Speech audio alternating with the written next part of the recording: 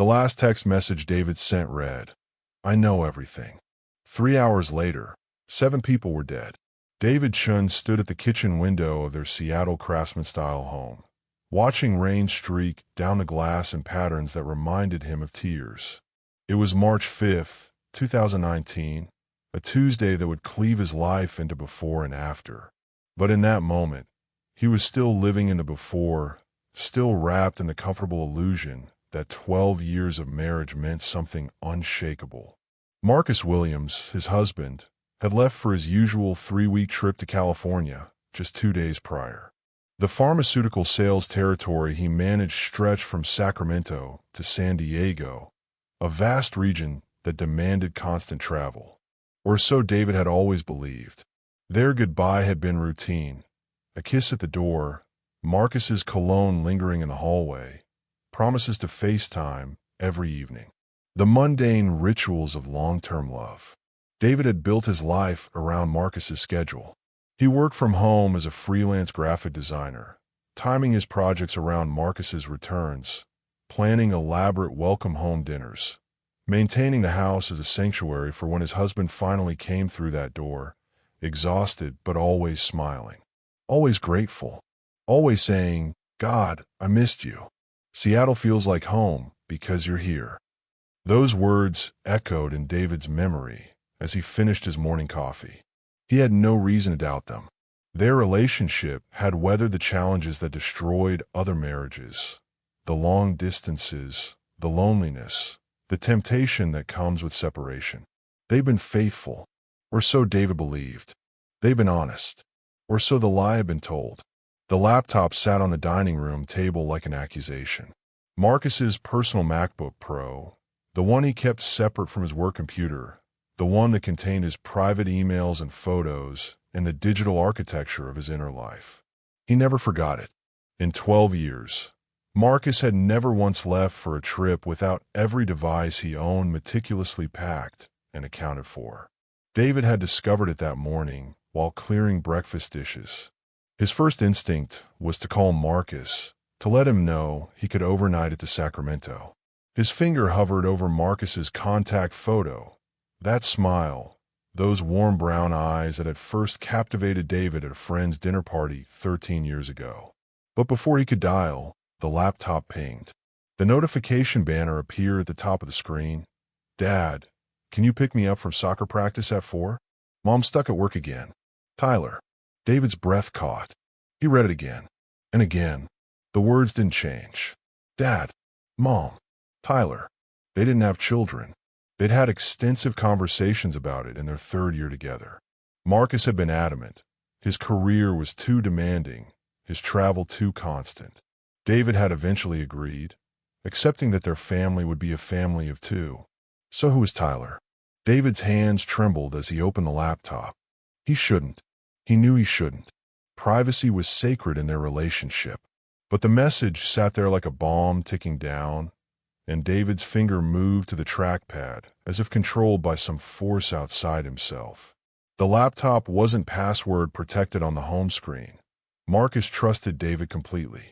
That trust was about to be obliterated. The Messages app opened, and David scrolled through the conversation with Tyler. Soccer games. Homework complaints. Love you, Dad sent with heart emojis. Photos of a teenage boy with Marcus's same dimpled smile. David's vision blurred. This couldn't be real.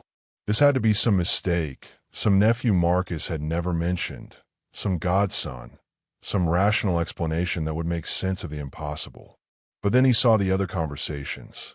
Jennifer, wife, read one contact. David clicked it with a hand that no longer felt like his own. The messages between Marcus and Jennifer stretched back years. Casual domesticity documented in text bubbles. Don't forget Emma has dance recital tomorrow. Sophie kept me up all night teething. Can you grab milk on your way home? I love you. Drive safe back to Seattle. Seattle. She knew about Seattle. But the way she wrote it, casual, routine, suggested she thought Marcus worked there, that Seattle was the job, not the home, not the husband. David's chest constricted as he opened the Photos app. There they were, Marcus with a blonde woman, pretty in an understated way, her head resting on his shoulder. Marcus holding a baby with wispy brown curls. Marcus coaching a young boys' baseball team. Marcus and a preteen girl making silly faces at the camera. Birthday parties with "Happy Birthday Tyler, 13" banners. Christmas mornings with stockings hung over a fireplace that wasn't David's fireplace. Each photo was a knife sliding between his ribs. There were hundreds of them. Thousands. A complete parallel existence documented with the same care Marcus had documented their life together. Marcus kissing Jennifer on a beach. Marcus in a hospital room, holding a newborn. The timestamp read 3 years ago. David tried to remember where Marcus had been 3 years ago in March. A pharmaceutical conference in San Diego, he'd said. 5 days of meetings and dinners with clients. 5 days of welcoming his third child into the world. David ran to the bathroom and vomited. When he returned, laptop screen still glowing with evidence of his husband's other family, he noticed the email icon had 17 unread messages. He clicked it, no longer caring about privacy, no longer caring about anything except understanding how his entire life had been a carefully constructed fiction. Among the emails was a property tax statement.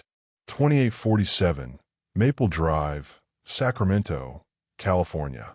Property owner, Marcus Anthony Williams. Purchase date, 2006.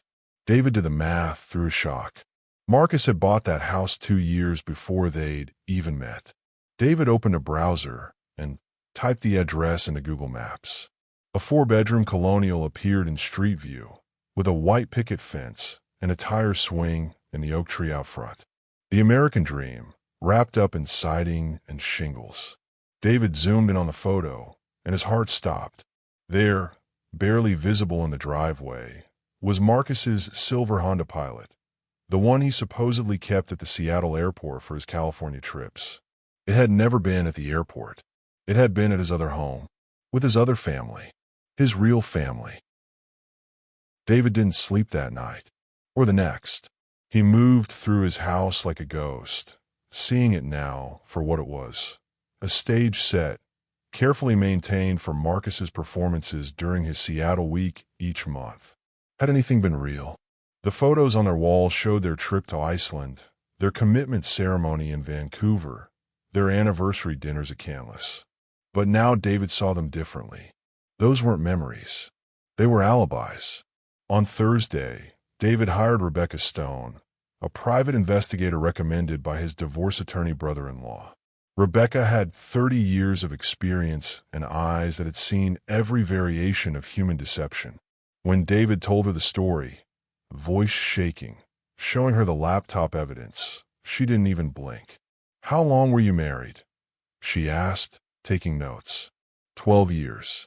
Together for 13. And the other family? I don't know. That's what I need you to find out. I need to know everything. Rebecca nodded. Mr. Chun, I'm going to be honest with you. What you're describing, it's called bigamy. It's also incredibly rare because it's almost impossible to maintain. The logistics alone, your husband would have to be exceptionally organized. He is, David whispered. He's the most organized person I've ever met. That tracks. Rebecca closed her notebook. I'll need a week, maybe 2. I'll surveil the Sacramento address, run background checks, pull marriage records. But Mr. Chun, David, you need to prepare yourself. If what you're showing me is real, then your marriage might not be legally valid. If he was already married when he married you, the implication hung in the air. David nodded, unable to speak. One more thing, Rebecca said at the door. Don't confront him yet. Don't let him know you know. Men who live double lives can be unpredictable when cornered. That warning would later echo in David's mind as he stood in a police station, covered in someone else's blood, trying to explain how he'd known something terrible was coming, but hadn't known how to stop it. Before we dive deep into the unraveling lives of this couple, if you're drawn in already, make sure you click on that like button, leave a comment with your thoughts, and most importantly, subscribe so you don't miss our next story. Have you ever seen a picture-perfect relationship, but you know something sinister hides behind closed doors? Share your experience in the comments. You might just save someone. Rebecca called 6 days later. We need to meet. Not over the phone. They met at a coffee shop in Ballard, far from David's neighborhood, far from anywhere Marcus might accidentally appear if he came home early. Rebecca slid a manila folder across the table. David's hand shook as he opened it. Marcus Anthony Williams married Jennifer Marie Patterson on June 14, 2008, in Sacramento County, Rebecca began. That's their marriage certificate. They have 3 children, Tyler, age 13, Emma, age 10, and Sophia, age 3. All 3 list Marcus as the father on their birth certificates. David stared at the dates. June 2008. He'd met Marcus in August 2008. Their first date had been in September. Marcus had been a newlywed. Your ceremony in Vancouver was in May 2009, Rebecca continued. Washington State didn't recognize same-sex marriage yet, so you went to Canada. But here's the thing, David. That marriage was never legal. Marcus was already married. Bigamy voids the second marriage, even if you didn't know about the first one. So we were never married, David said flatly. 13 years. Never married. Not legally, no. Rebecca's voice was gentle. I'm sorry, but there's more. There was always more. Jennifer Williams believes Marcus works in Seattle 3 weeks out of every month. She believes he's a regional sales director for his pharmaceutical company, which requires him to be based there. She has no idea you exist. Her social media shows a normal family, soccer games, school events, date nights when Marcus is home. She posts about missing her husband when he's in Seattle. The symmetry is perfect. David's mind reeled. How is that possible? How'd he keep us both from finding out? Meticulous planning. Separate bank accounts, separate phones. I'm guessing he has a second phone you've never seen. Separate social media accounts. He's told each of you different things about his work schedule. With Jennifer, he's gone 3 weeks a month. With you, he's gone 3 weeks a month. The weeks align, so he's always somewhere legitimate. Who else knows? David asked. Someone had to help him. This isn't something one person could maintain alone. Rebecca flipped to another page in the folder. Jennifer's younger sister, Monica Patterson, age 38, lives in Portland. Works as a travel coordinator for a tech company.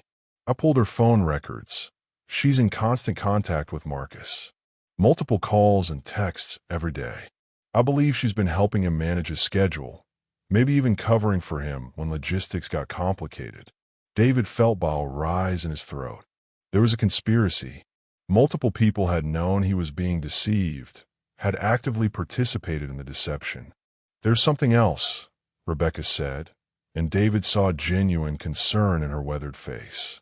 Marcus's parents. His parents died 8 years ago, David said automatically. Car accident on Highway 5. He was devastated. We almost postponed our commitment ceremony because he was grieving so badly. Rebecca shook her head and slid another photograph across the table. 2 elderly people stood in front of 2847 Maple Drive, the man's arm around Marcus's shoulders. The photo was dated 3 months ago. Robert and Patricia Williams. Very much alive. They live in Roseville, about 20 minutes from Marcus's Sacramento house. They babysit the kids twice a week. They had a family barbecue for Tyler's 13th birthday last month. 50 people attended. David stared at the photo of his dead in-laws, alive and smiling. Why would he fake their deaths? Probably to explain why you'd never meet them. No parents means no awkward holidays. No questions about why you're never invited to family events. Rebecca leaned forward. David, I've been doing this job for 3 decades. I've seen cheating spouses, hidden families, embezzlement, fraud, you name it.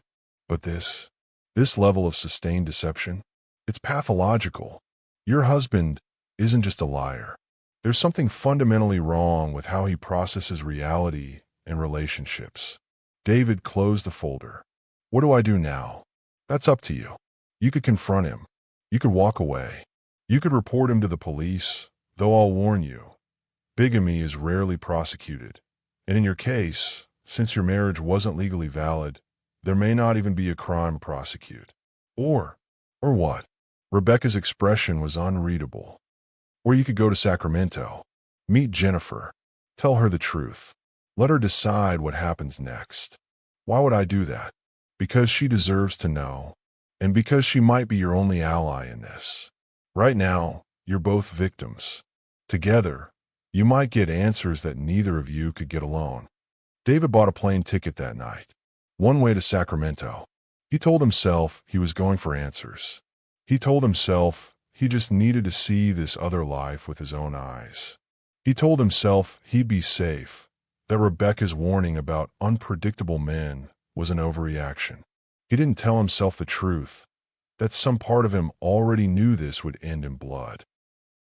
David's rental car was a nondescript gray Camry, the kind of vehicle that disappears in suburban traffic. He'd parked it 3 houses down from 2847 Maple Drive, positioned so he could see the front door and driveway, but shadowed enough by an overgrown oak tree that he wouldn't be immediately visible. It was 3:47 p.m. on a Thursday afternoon, and according to Jennifer's recent Facebook posts, she worked as a dental hygienist until 5 on Thursdays. Marcus was supposedly in Seattle, scheduled to return to Sacramento on Saturday evening. The house was exactly as it had appeared in Google Maps, but seeing it in person was different. Real. The white fence needed a fresh coat of paint. A basketball hoop hung over the garage door. Chalk drawings, presumably Sophie's work, decorated the driveway in fading pinks and yellows. A political sign from the last election still stood in the garden bed. It was so completely, devastatingly normal. David had been sitting there for an hour when the front door opened. His breath caught as Marcus stepped out onto the porch. Marcus, here, in Sacramento, when he was supposed to be in Seattle. David's hands gripped the steering wheel as he watched his husband, his fake husband, he corrected himself bitterly, walk across the lawn in jeans and a flannel shirt David had never seen. Marcus never wore flannel. Marcus was a button-down and slacks man, meticulous about his appearance. But this Marcus was different, more casual, more relaxed. He moved across the yard with a loose-limbed ease that David recognized from their early years together, before the weight of maintaining dual lives had apparently made Seattle Marcus more rigid, more controlled. A little girl burst through the front door behind him. Sophie, 3 years old, with her mother's blonde hair and her father's dimples. She was laughing, chasing Marcus across the yard with a toy plastic sword. Marcus let her catch him, fell dramatically to the ground, played dead while she poked him with her weapon. The sound of their laughter carried across the quiet suburban street. David watched the man he loved play with a daughter he'd never mentioned, and something inside him began to crack. Not cleanly, but with the jagged, painful fracture of something that would never be whole again. Then Tyler emerged from the house, soccer ball under his arm, and David saw Marcus's face transform. Pride. Pure paternal pride. Marcus pulled the boy into a hug, said something that made Tyler laugh, then began setting up cones in the driveway for what appeared to be a practice drill. Father and son kicked the ball back and forth, Marcus coaching, Tyler trying to replicate his father's moves. This was the man who'd told David he didn't want children because he wouldn't be a good father, because his job demanded too much, because he couldn't imagine bringing a child into a life of constant travel and absence. David had believed him, had restructured his own dreams around that belief. And here was Marcus, being the exact father he'd claimed he could never be. David's phone buzzed. A text from Marcus's Seattle number. Missing you. This conference is boring as hell. Can't wait to be home next week. Love you. The message had been sent 3 minutes ago. While Marcus was standing in his Sacramento driveway, playing with his children, he'd taken a moment to text his Seattle husband a loving lie. The casualness of it, the ease with which the deception flowed, it was breathtaking in its cruelty. David was still staring at his phone when another car pulled into the driveway. A silver SUV, Newer model. Expensive. An older man emerged from the driver's side, and David's already shattered world found another crack. Robert Williams. Marcus's supposedly dead father. Robert Williams was in his late 60s, silver-haired and sturdy, moving with the careful deliberation of someone who'd learned to respect their aging joints. He wore khakis and a polo shirt, the uniform of retired men everywhere. Sophie screamed, "Grandpa," and launched herself at his legs. He scooped her up, spinning her around while she shrieked with delight. An older woman emerged from the passenger side. Patricia Williams. Marcus's dead mother, also very much alive. She was small and bird-like, with the same warm brown eyes Marcus had inherited.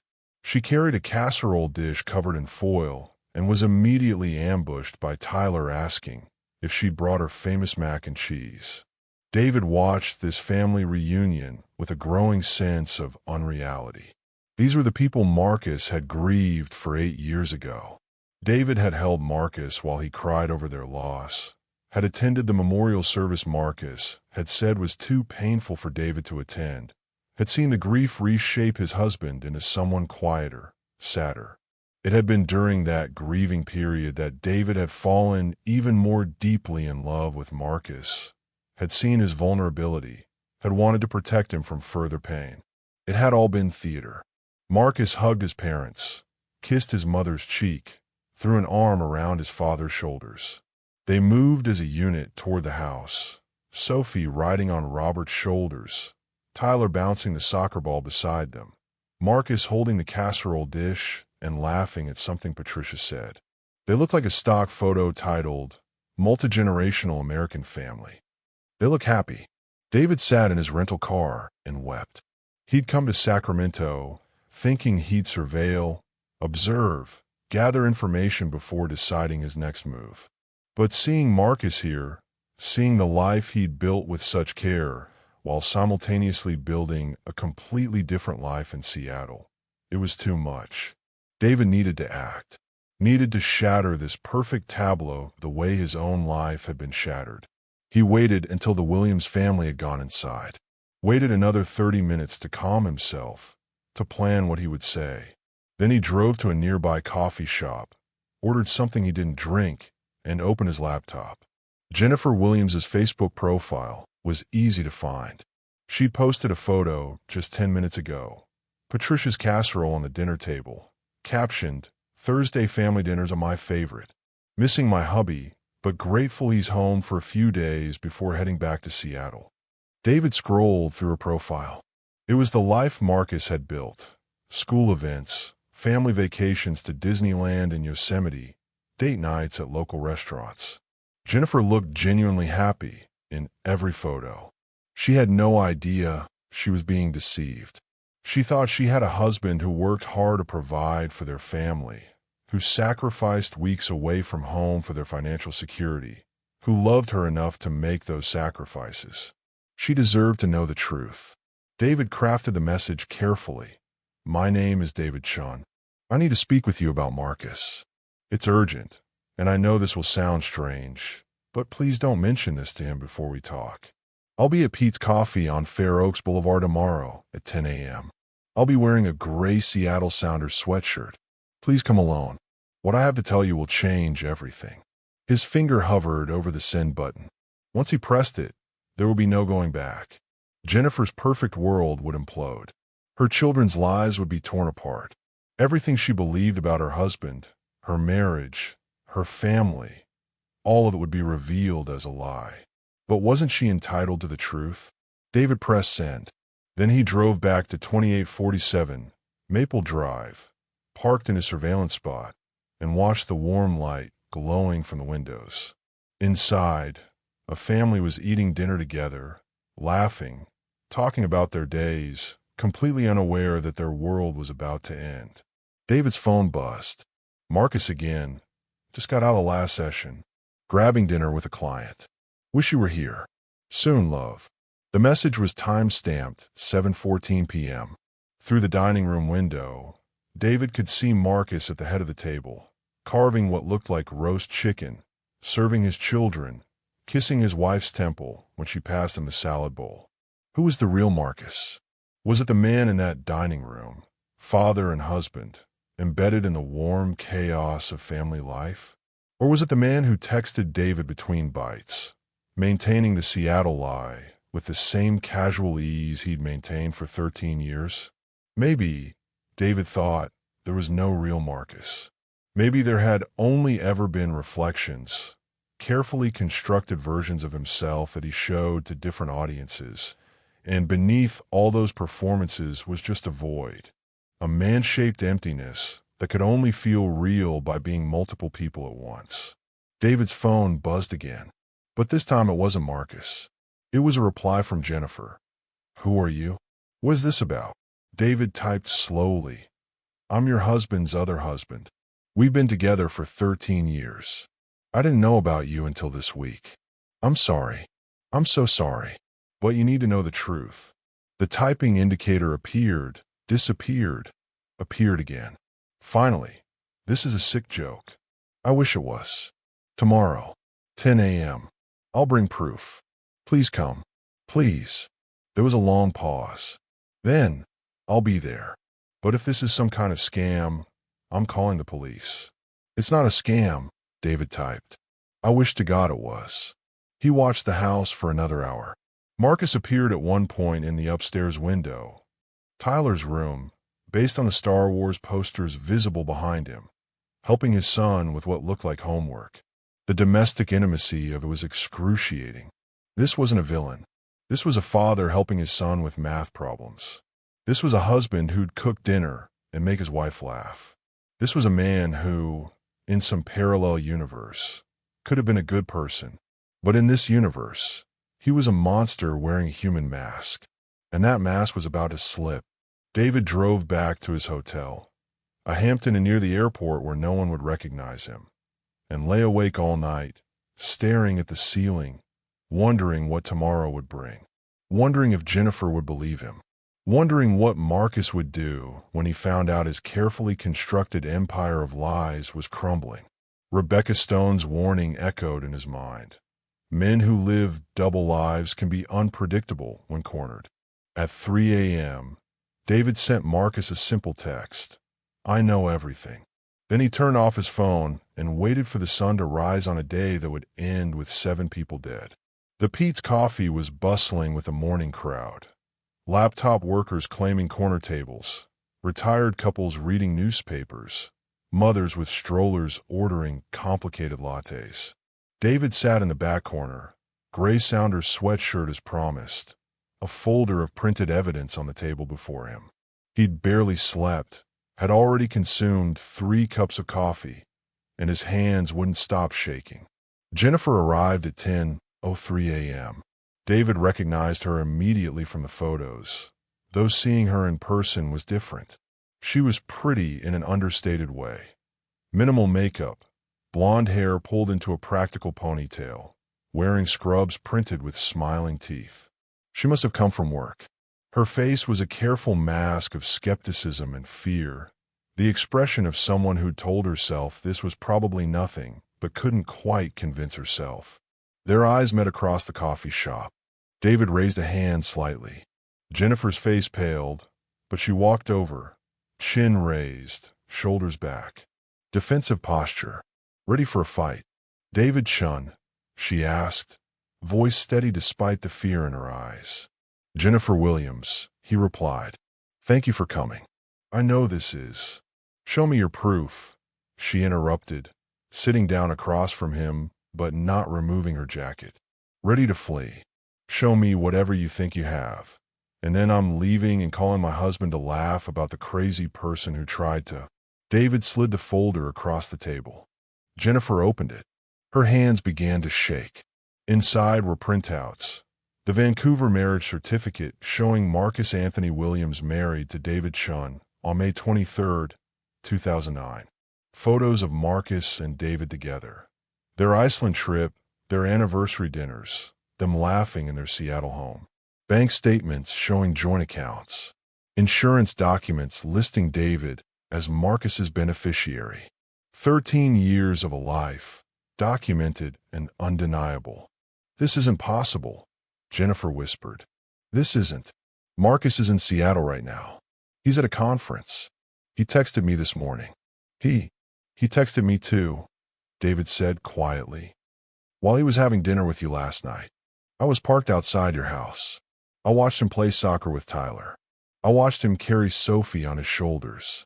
I watched him kiss you goodbye this morning before I followed you here. Jennifer's face crumpled. No, you're lying. This is some kind of... You doctor these photos. I'm not lying. David's voice broke. I wish I was. Jennifer, I didn't know about you until 6 days ago. He left his laptop at home. Our home in Seattle. There was a message from Tyler. I started digging and I found you. I found your children. I found out that the man I've loved for 13 years, the man I thought was my husband, has been living a completely different life here with you. And I found out that you've been living with the same lie. He told you he works in Seattle. He told me he works here. We've both been deceived. Jennifer stared at the photos, tears streaming down her face. She touched one image. Marcus and David at Pike Place Market. Marcus laughing. Marcus happy. When was this taken? 2 months ago. He came home from a business trip, and I surprised him with a weekend in the city. He told me he was in Los Angeles.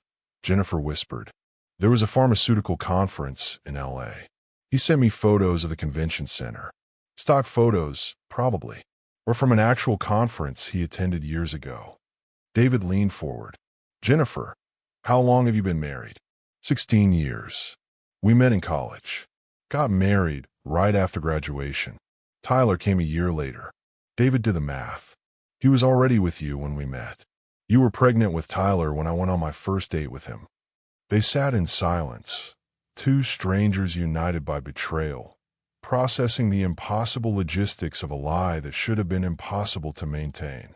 Finally, Jennifer spoke. Someone had to help him. You can't do this alone.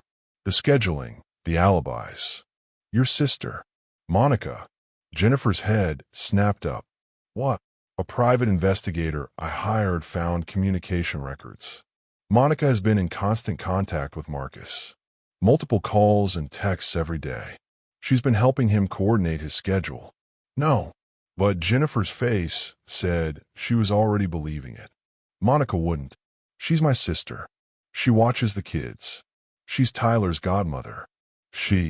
Did she ever suggest you not contact Marcus during certain times? Did she ever make excuses for why he couldn't answer his phone? Did she ever coordinate his travel schedule for him? Jennifer's silence was answer enough. She buried her face in her hands.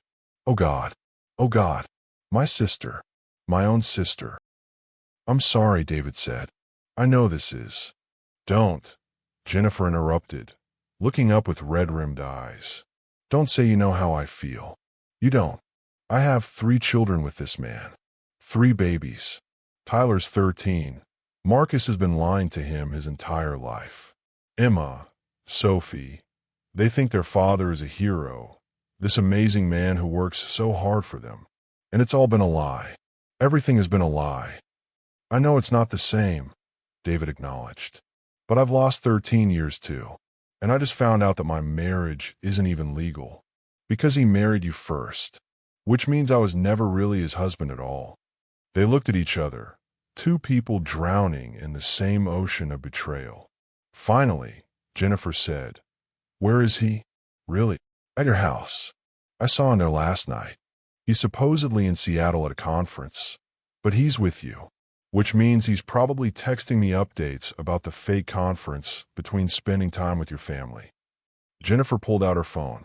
He texted me this morning saying he had to extend his Seattle trip by 2 days. Some big client emergency. He wouldn't be home until Saturday night. She looked up. Is he planning to go to Seattle? To you. Probably. That's his pattern, right? A few days here, then back to Seattle. The perfect rotation. We have to confront him, Jennifer said, her voice hardening. Both of us. Together. He needs to face what he's done. Jennifer, I don't think. My parents are dead, she continued, as if David hadn't spoken. I have no siblings except Monica, who apparently betrayed me. Marcus's parents are—" She stopped, a new realization dawning. Marcus's parents. He told me they retired to Arizona, that they're too old to travel much. That's why the kids barely see them. But they're not in Arizona, are they? They're in Roseville, David confirmed. About 20 minutes from your house. They babysit twice a week. But I've never. Jennifer's face went white. He told me they can't stand me, that they blame me for trapping him with a pregnancy, for ruining his career prospects. He said it would be better if we kept our distance, that he'd visit them on his own. I thought I was respecting his family dynamics. I thought. He told me they died 8 years ago, David said. Car accident on Highway 5. I comforted him through his grief. The enormity of Marcus's deception settled over them like a shroud. This wasn't just cheating. This was pathological. This was a man who'd constructed two completely separate realities and inhabited both with equal conviction. What do we do? Jennifer finally asked. I don't know, David admitted. I contacted you because I thought you deserved the truth. But I don't know what comes next. The police won't help. Bigamy is rarely prosecuted, and my marriage probably isn't legally valid anyway. We could divorce him, expose him, ruin his life. But what? Jennifer's voice was sharp. He deserves to have his life ruined. He's destroyed both of ours. I know, but there's something you need to understand. I've been studying him for the past week, watching him, trying to understand how someone does this. And I think, David hesitated. I think he believes all of it is real. I think in his mind, he loves you. He loves me. He loves his children. He's not pretending. He's somehow convinced himself that he can be two complete people simultaneously, and that both versions are authentic, which makes him insane. Jennifer finished. You're saying my husband is insane. I'm saying he's sick. And sick people, when they're cornered, when their delusions are shattered, they can be unpredictable. Jennifer stood up abruptly. I don't care if he's unpredictable. I don't care if he's sick. He lied to me for 16 years. He lied to my children. He robbed them of grandparents, robbed me of my sister's loyalty. He made me an unwitting accomplice in someone else's betrayal. Your betrayal. I was helping him cheat on you, David. Every day, I stayed married to him. I was part of the lie that destroyed your life. So I don't care if confronting him is dangerous. He needs to face us both. David wanted to argue, wanted to tell her about Rebecca Stone's warning, wanted to explain that he'd sent Marcus that text last night, I know everything, and had turned off his phone because he was afraid of what Marcus might say or do. But Jennifer was already walking toward the door, purpose in her stride. Wait, David called, following her. If we're going to do this, we need a plan. We need. Jennifer turned back, and David saw something terrible in her eyes. Not just anger, but a cold, calculated fury that spoke of a woman who'd been pushed too far. The plan is simple. We go to my house right now. We walk in together, and we watch his face when he realizes he's been caught. We watch him try to explain the inexplicable, and then we decide what justice looks like. They left the coffee shop together, two victims united in their need for answers, neither realizing that they were about to trigger a cascade of events that would end in 7 deaths and haunt them for the rest of their lives.